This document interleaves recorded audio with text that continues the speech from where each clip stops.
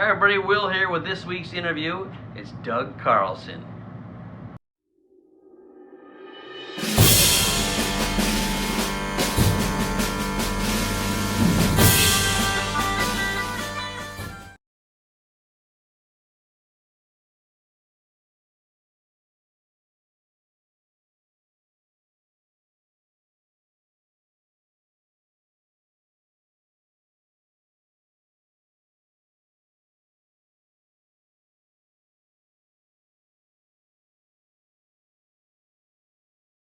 Hi everybody, Will here with this week's interview chair.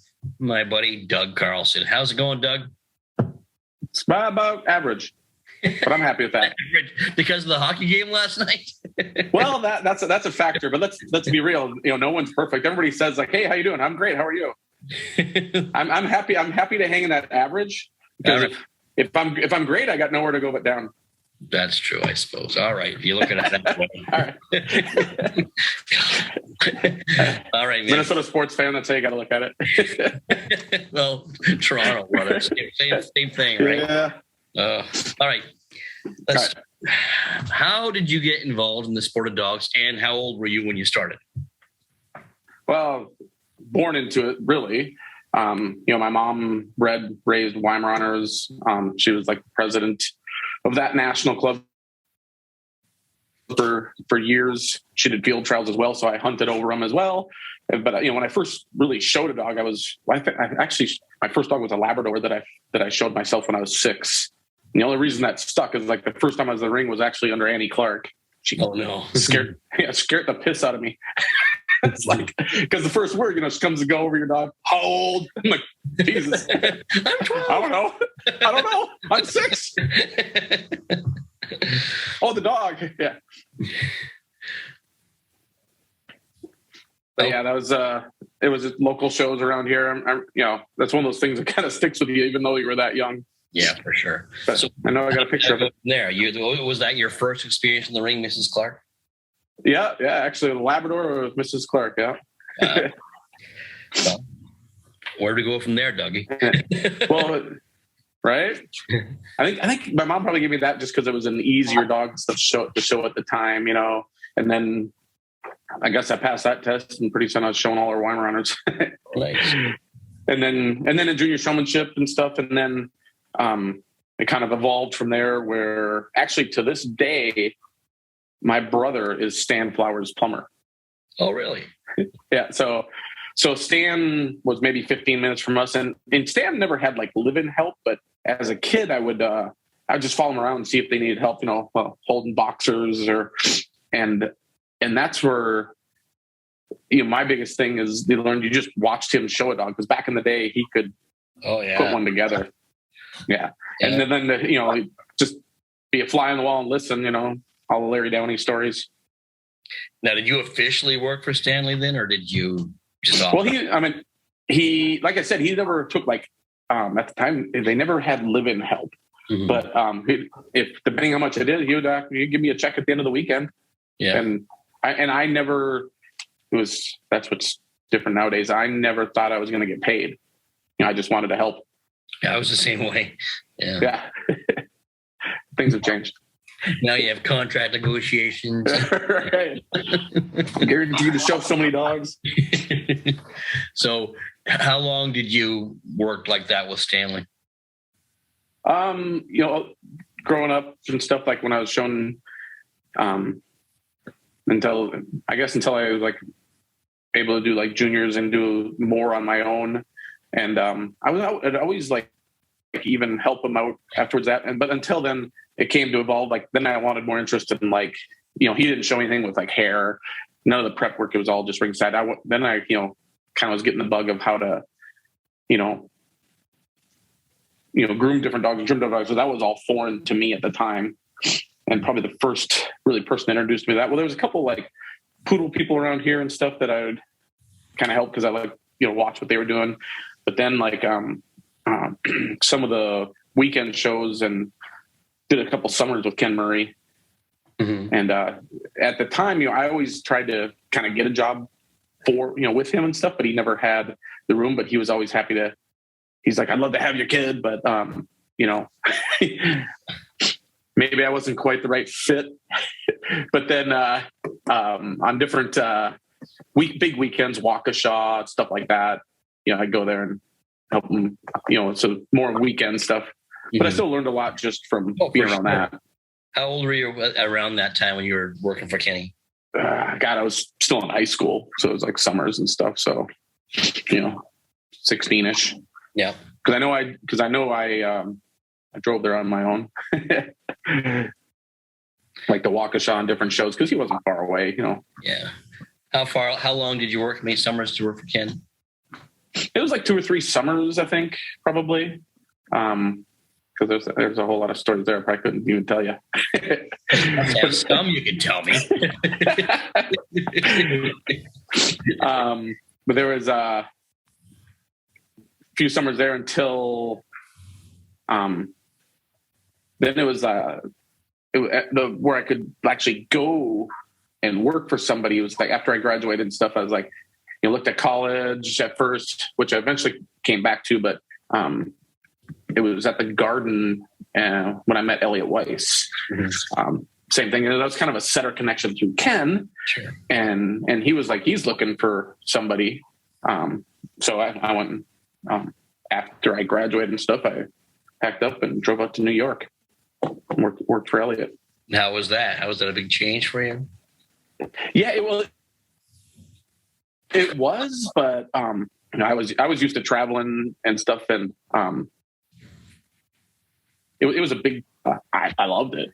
Yeah, he was a really nice guy, and taught me a lot, and the finer points and stuff like that. Try to, like even like when you were stuffing dogs and stuff like that. You'd be like both hands. I'm like, what? He's like, you can stuff with one and make up stuff off the other or something like that. He's like, because he worked. What I really enjoyed, like especially looking back at over the years, is the lineage. Because he worked for Bob and Jane, right? And then like Stan, for Larry Downey and Ken, for Dick Cooper. So I really respected that. Yeah, I really respected that because they would go into the stories of them being an assistant, and then you could relate to that rather than them just never being where you were at. All those people, all those top handlers, the best ones were right where I was. So I was like, that's pretty cool. That is cool. And it's something that's overlooked these days with a lot of kids. So they don't realize. And I do look at it like a pedigree. Like I remember when Janie did pass away, I thought, my God, she's one of the first people on the pedigree, and then down to all of us, So yeah. So you were with Elliot for how long? It was just like right around like about a year. He went through a divorce, and I left on good terms. It was there was just other things going on there and stuff. Yeah, and he was basically setters and some terriers, right? He had like Cairns and Dandies too. Yeah, he had a top Dandy Dinmont at the time, and did some terriers and stuff. But he was really good friends with Fisher, so kind of hang around him and being set up with him and stuff. Oh, for sure. That's probably where I first watching Fisher because set up with him and stuff. That's probably where I first got a real taste of terriers, as far as even just being set up next to someone, what goes into getting them ready and all the work and stuff. How you evolved, because you started off with basically Weimaraners, and I think of you as a terrier guy. So yeah. Well, Weimaraners, if you can get one of those to hold still and set it up and get it to move, you're a pretty good handler. That's true. So that's the handling part of it. Now, that's the handling part of it. Now, if you can do coats and stuff. Yeah, for sure. So how old were you when you were with Elliot then, approximately? Like 17, 18.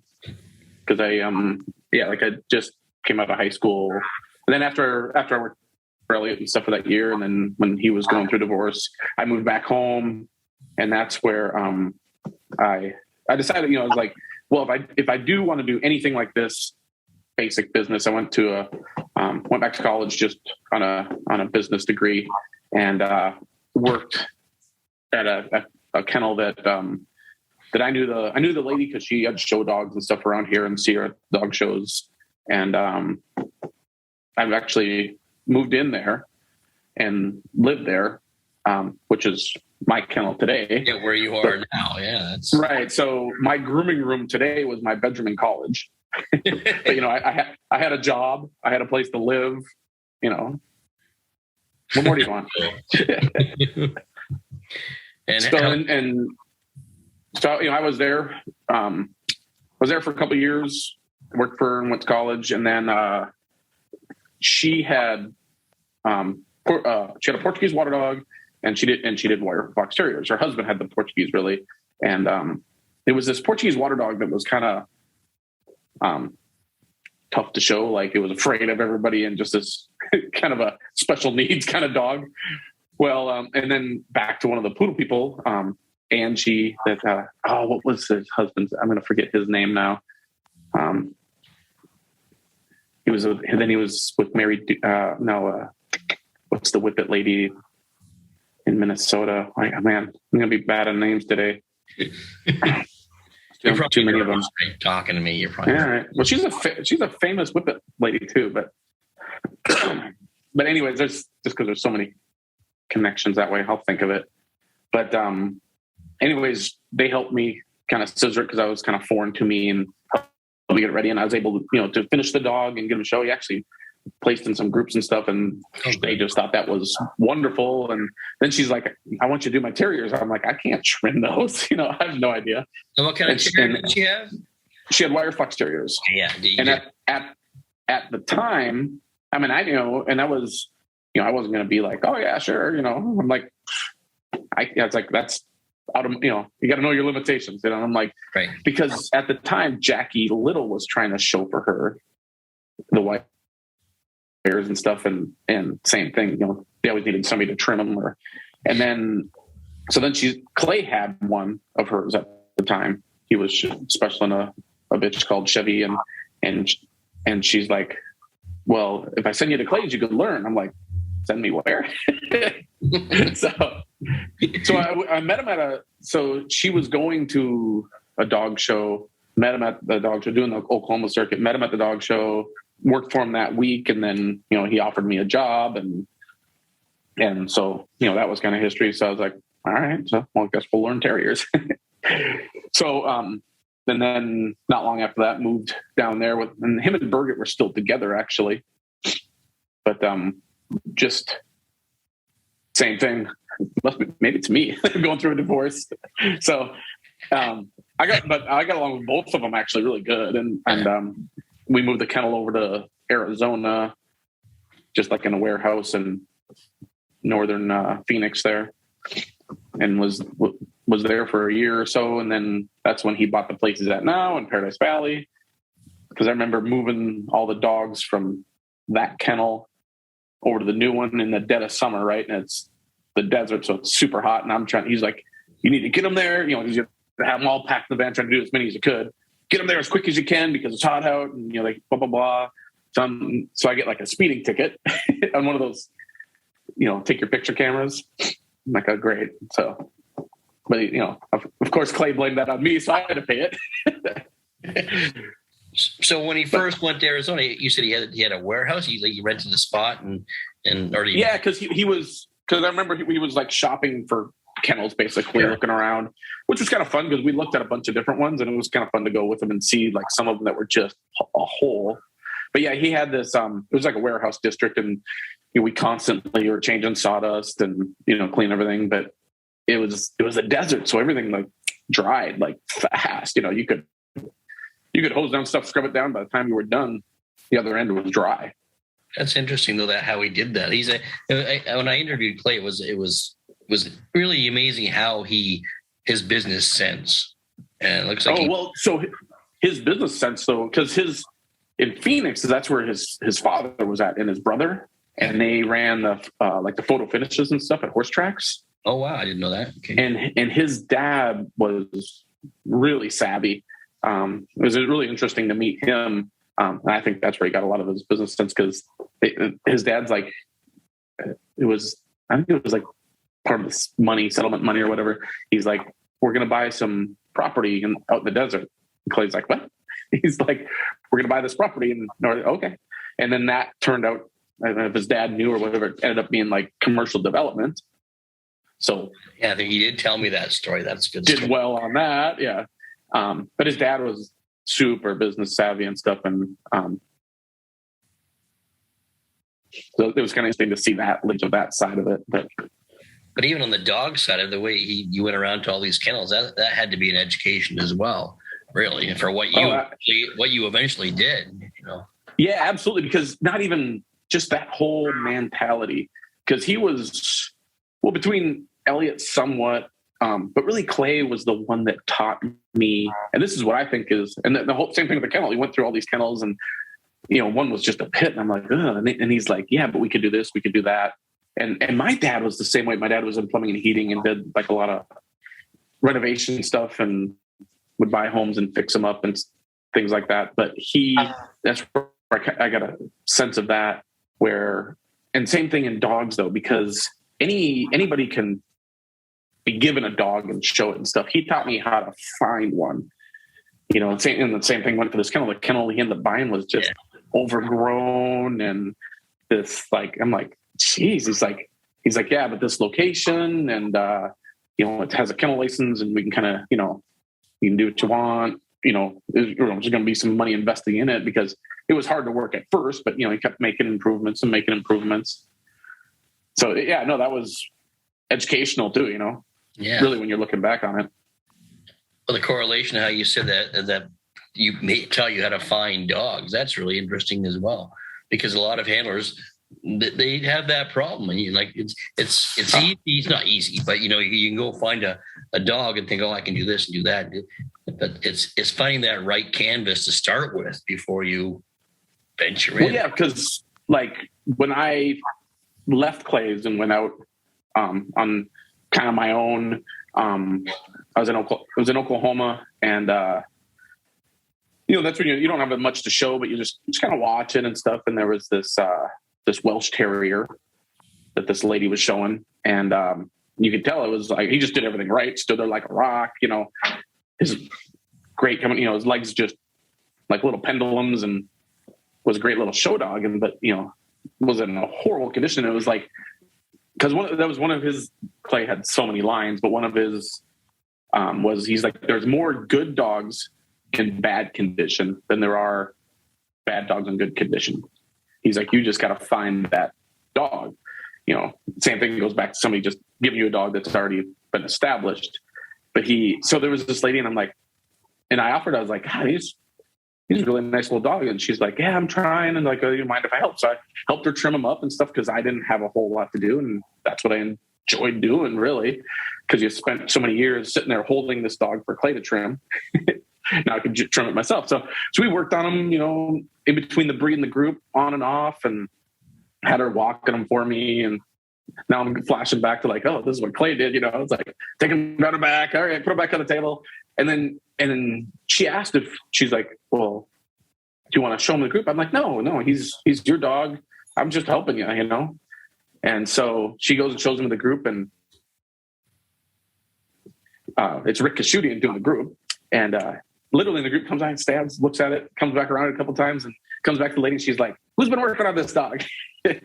so she tells him, and so like she gets like a placement or something like that, and she's all happy. And so Rick's telling her, she's like, you need to send it with this kid, blah, blah, blah, you know, how he would do. So it was the best endorsement. She's like, well, he didn't want to show it.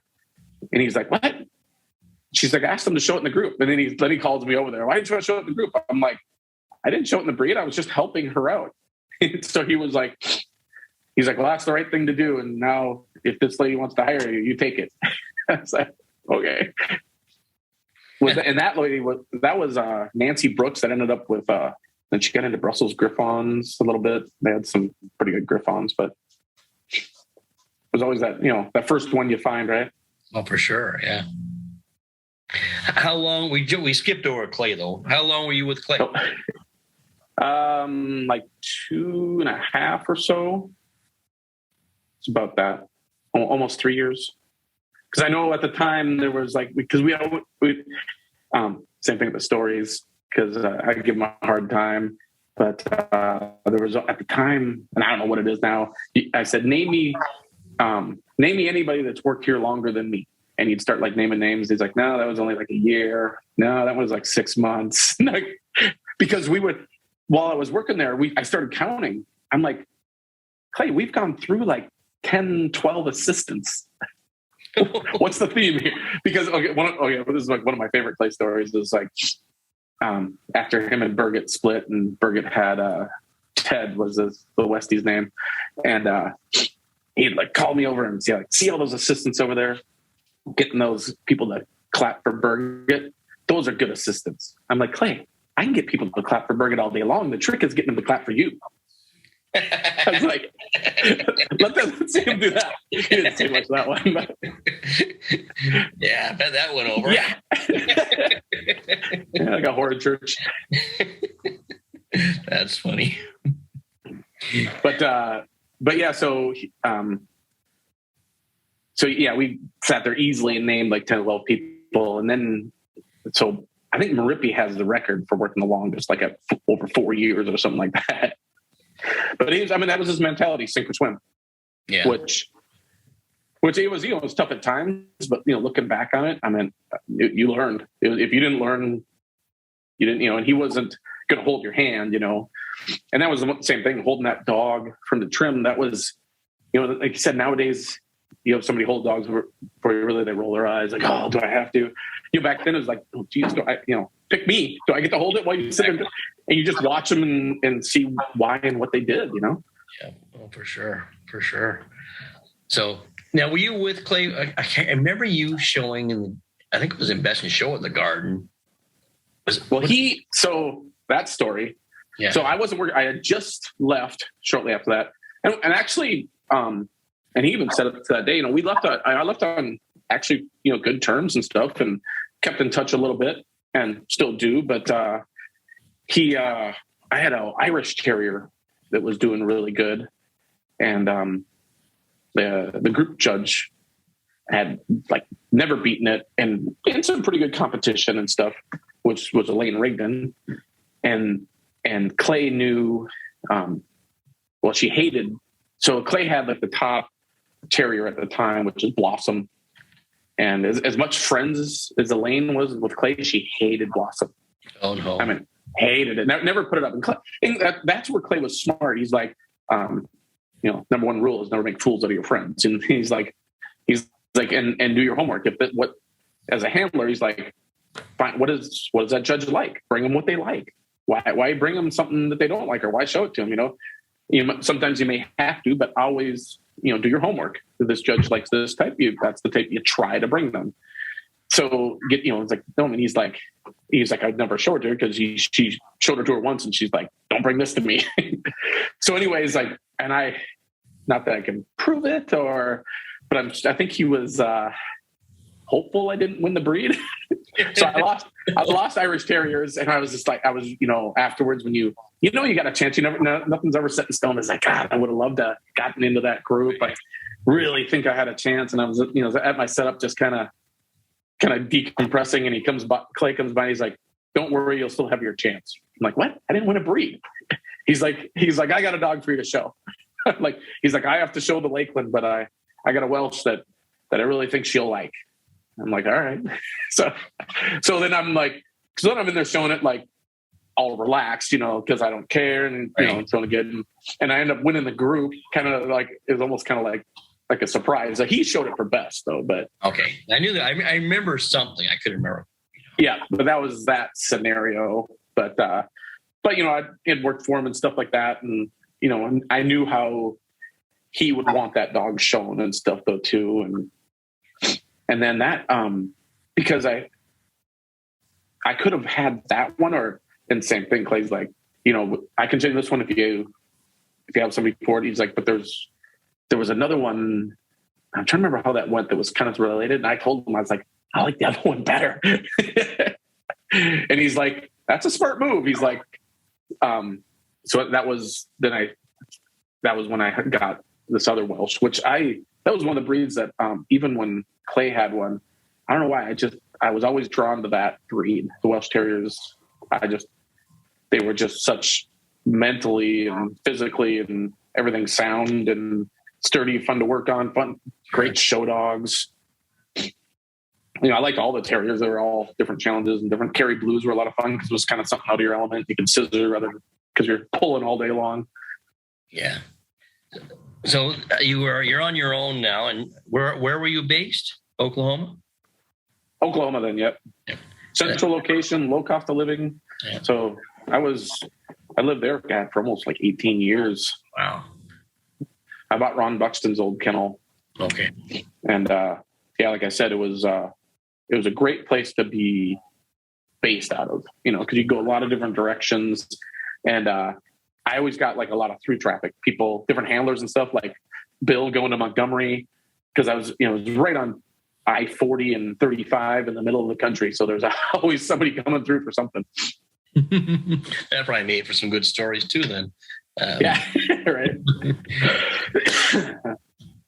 So where'd you go from there? So are you campaigning the Welsh now at this point after the garden? Not the one you want. Yeah. No, I had another Welsh, and he was that's another funny story. So I had another Welsh that was doing really good. And her Rose was her name, and I'm going to forget her name. So who owned or bred the Copper Boots Wee Blasty? Marge McClung. So Marge McClung had this Welsh. That's the one that I liked, and she actually had some. So that's who Clay showed for. Marge was from out east, and that's who Clay had. I kind of knew him when I was working there, but anyway, somebody else owned it.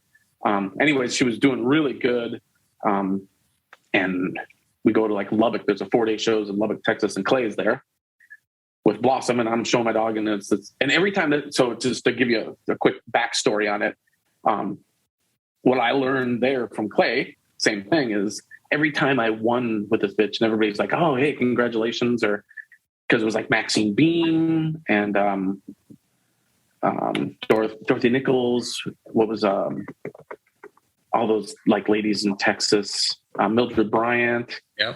I was telling them all, I was like, I not only do I owe it to this dog, but I owe it to Clay. He taught me how to find it, how to trim it, condition it. He's like, I couldn't have done that without. And I tried to pay my respects that way. So, anyways, fast forward at the show, and he was showing this Welsh that was doing a bit of winning and beat him in the group. He gets all mad, and the next day, try to shorten the story. The next day, I beat him again, and these are under like.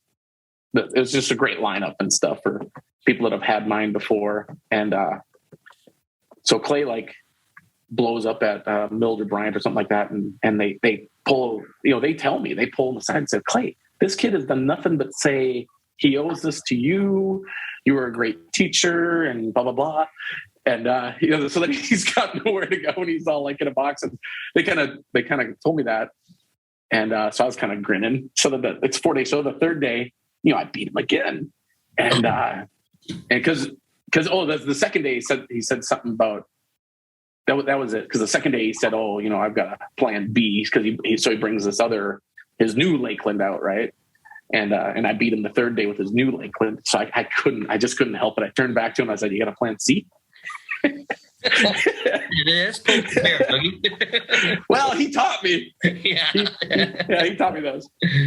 I mean, because he was great at those things. There's numerous stories that, like, we were at the Garden back when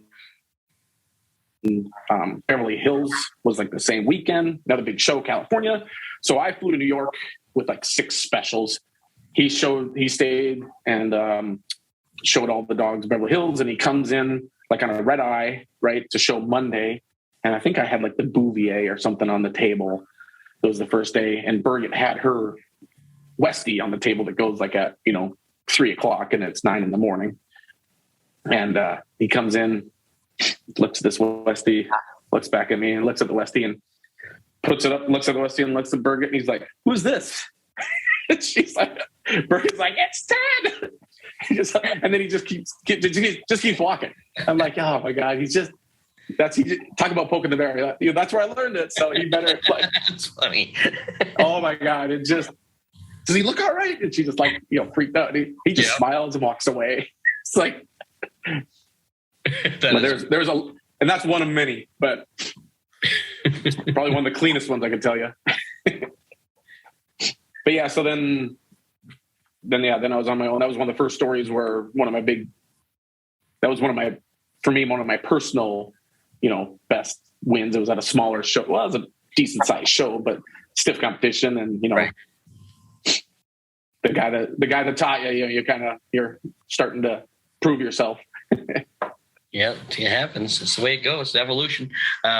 So when did you meet Mandy? Montgomery, actually. She was because I was friends and stuff with Bill and Taffy, and I was showing at Montgomery, and in the mornings, you got to get there super early, right? Especially if you have an Airedale, but to get a spot, and you're trimming by headlights, and usually once you get everything settled, you got a few hours to try to stay warm. So you walk around and they're saying hi to people and stuff like that, and I was walking by Bill and Taffy's, and Mandy was working for Jody that weekend.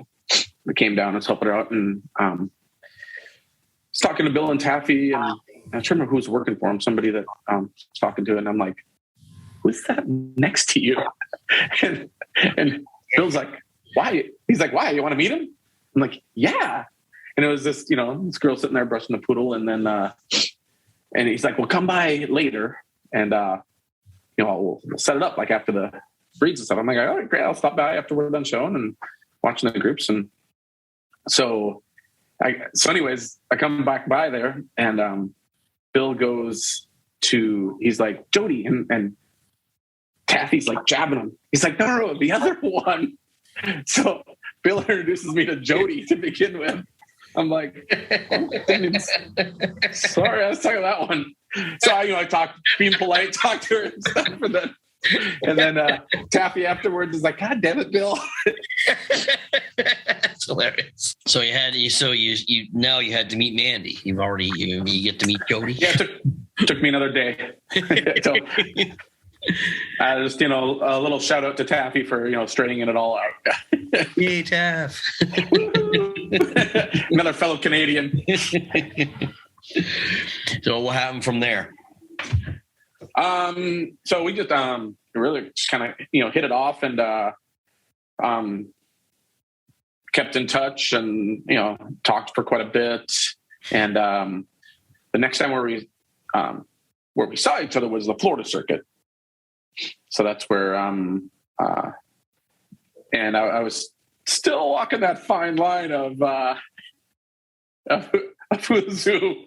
It was a little delicate situation, but let's just say it all worked out. I found when we were in Florida on the Florida circuit, I found a friend that I knew would show interest in the other one. So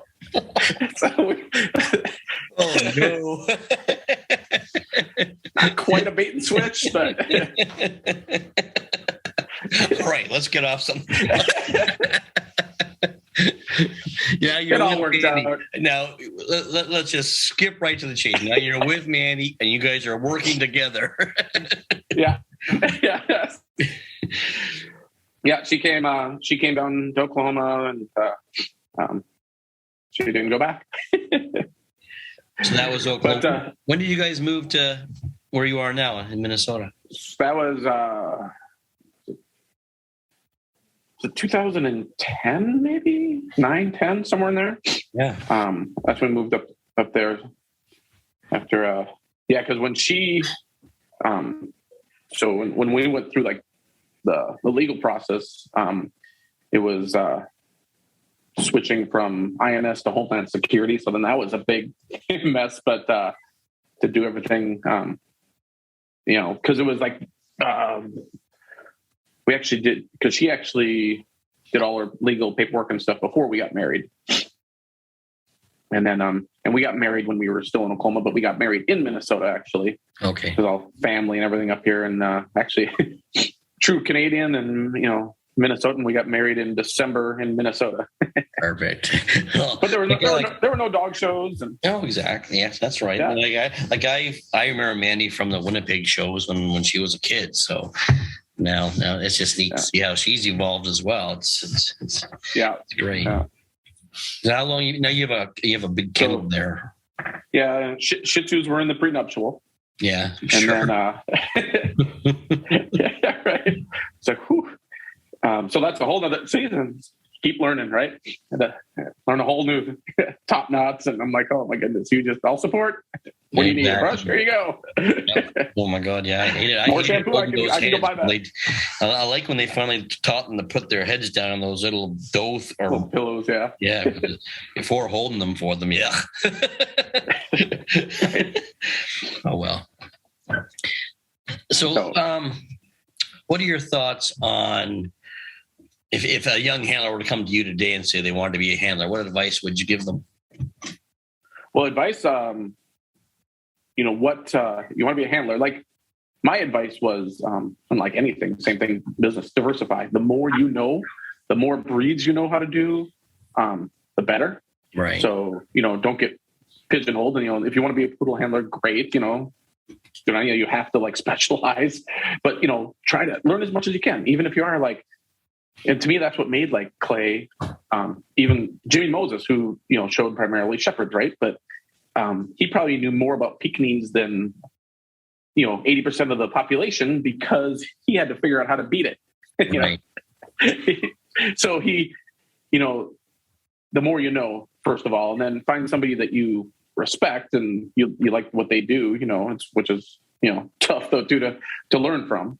That's the biggest advice to me would stay diversified and, go learn the right way. Cause right. The shortcuts up front, it's hard to take the shortcuts and then go back and do it right.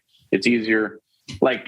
Clay would give you the cotton coated, horrible thing to work on in the kennel. This, Lakelands are, I'm like, oh, it's awful. He's like, if you can trim this, the other ones are going to be a cakewalk. If you learn on something that's great coated, you aren't going to know what to do when you get one that's, bad like that. And I'm like, all right.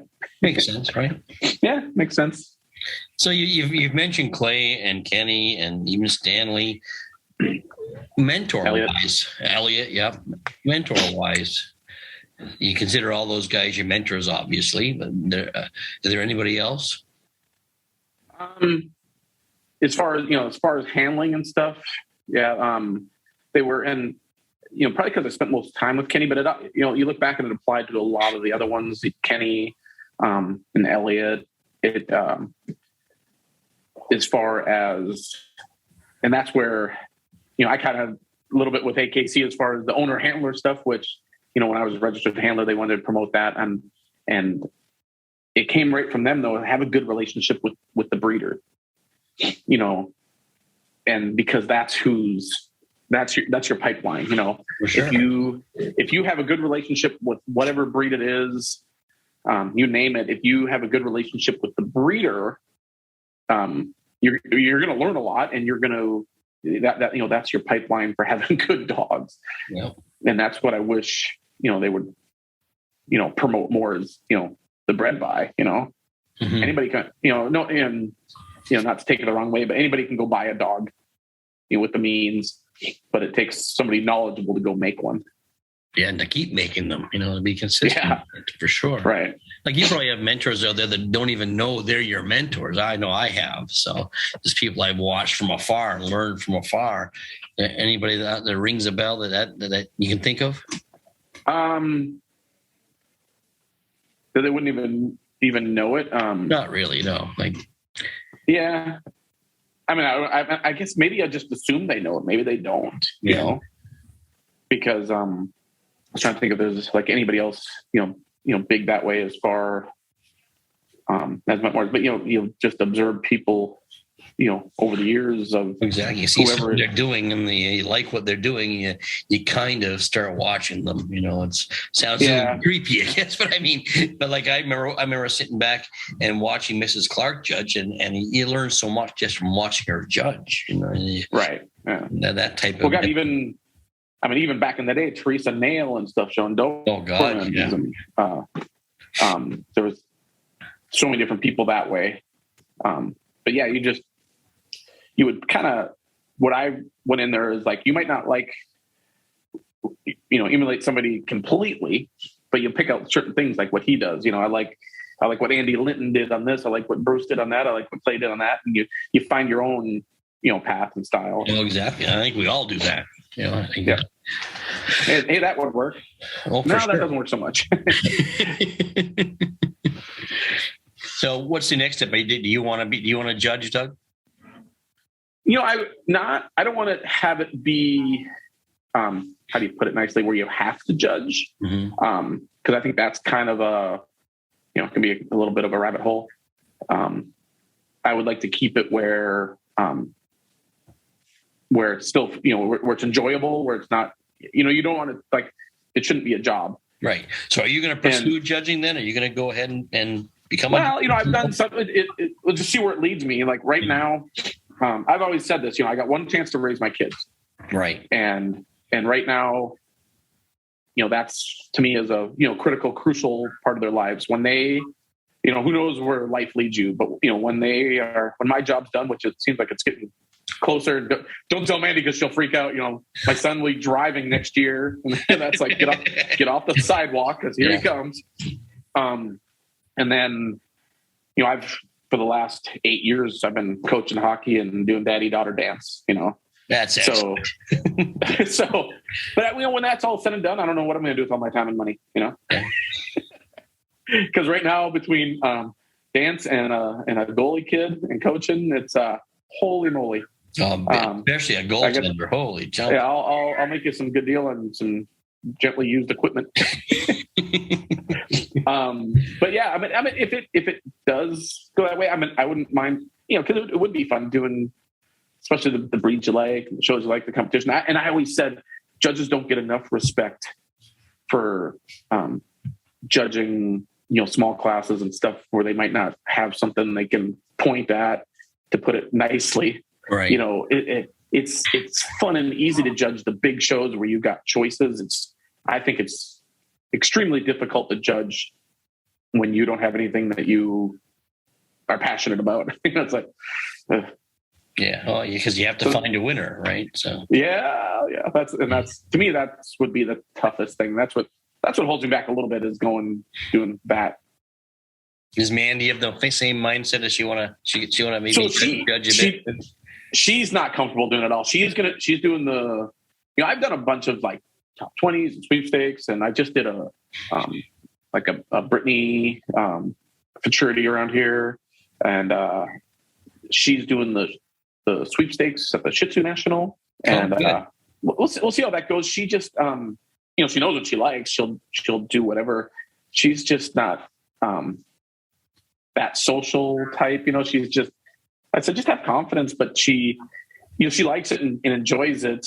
And same thing, like the thing, like she won't want to go to dinner or something, but then when you finally go to dinner or a movie, she had a great time. So it's like, it's just getting them going, So I think you'll both be great judges. So maybe she will. Yeah, I hope so. Yeah. Sure. All right, I have one last question for you, Doug. You ready? If you were to meet the 20-year-old Doug Carlson, is there any advice you'd give him now? Buy Bitcoin. Buy Bitcoin? 20 years when you're 20? When Bitcoin comes out, buy it. You're not a Back to the Future. You're not that guy. Well, you don't have that kind of. You don't have a sports almanac in your hand. Oh, God damn it. Well, then just learn as much as you can, and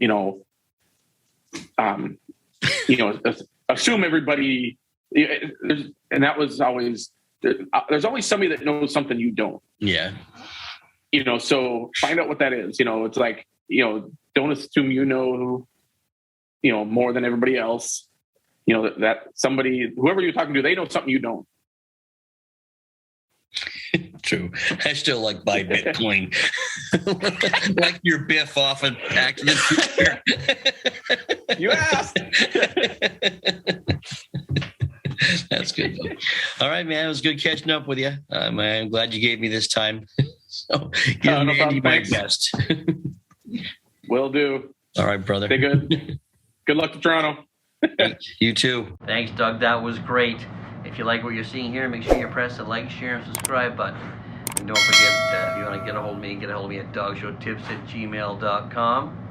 Or you can go to willalexander.net to find out what's happening in Will's world. And don't forget about the podcast, The Dog Show Drive, every Thursday with myself and Wayne Kavanaugh. Until next time.